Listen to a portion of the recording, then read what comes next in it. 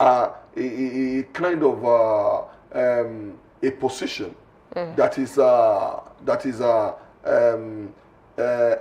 appointing position that is not going to pass through Senate. Let's be sincere with ourselves. Whether you are DG, it is embedded in Constitution, and there are terms of existence or stay for any appointed is always there. During the time of President Muhammadu Buhari, that is when we know that any Director General that was even been appointed will run out of his time. He can never be sacked, because that is what the law says. So the question we must ask is that, did Adeni go through the channels of legislator? Was he face the Senate for screening? This is not done. It is when you are talking about Dabi Amila, it's just a chief of staff. It doesn't have any capacity to be able to appoint anybody, because he was being appointed by the president, and is only responsible for only the president, not any other person.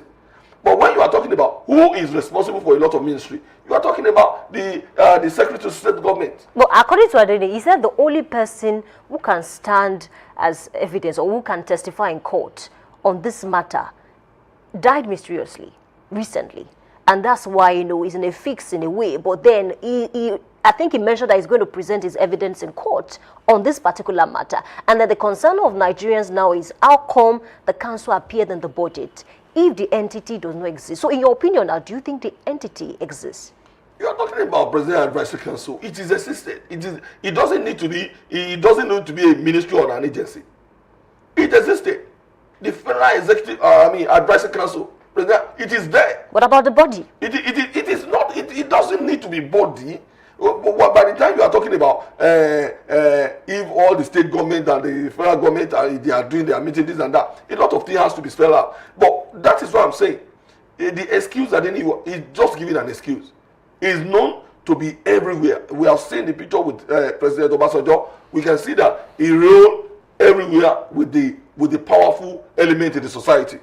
People have said that he is close to late Ajimobi. He is a well-known person. If he's doing this, he might be using this. Where is the ministry? Where is his office domain? That's the question. And we must ask those ministry, what are they doing? Who allow them to be using that office? Because you cannot just say you are in your studio and you are running a parastatal to the federal government. We knew that it cannot work unless you are in Abuja.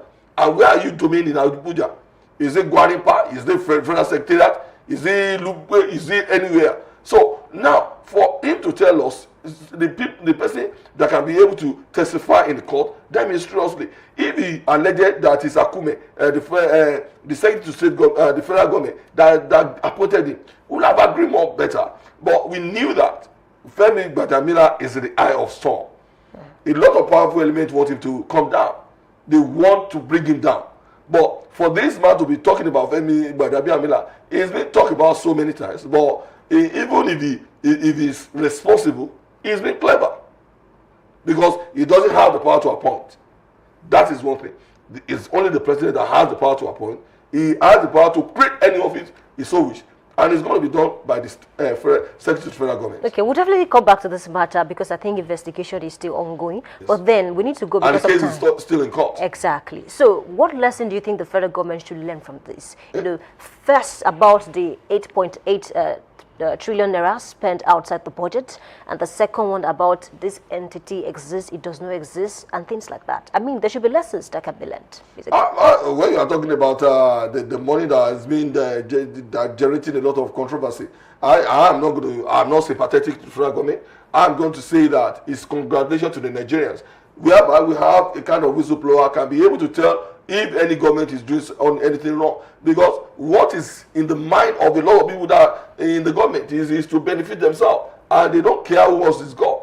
And it has been done in the time past that a lot of money being siphoned. But if you have a kind of body like IMF or any other body who can be able to reveal their secret, it is good for Nigerians. And we are going to be asking questions. Because this question is not going to go on until the Minister of Finance can be able to give us explanatory reason for what IMF is doing. So if IMF is going to debunk, we are still ready to hear that. But when you are talking about Adini, it has been in the system for a very long time. Anybody can just cook up a story and I had a call yesterday and somebody want to defraud me and because I'm not that greedy, I don't think I even have money to supply anything to a kind of particular body. So a lot of Nigerians are going to do that. They are going to try as much as possible to scam Nigeria, and this man must be able to be punished. No matter who is known, is known, no matter who wants us to shield him, he must be able to be punished. When head doesn't roll, that means there is not going to be any things like that is going to be happening. All right, we believe that the law will take a course in due time.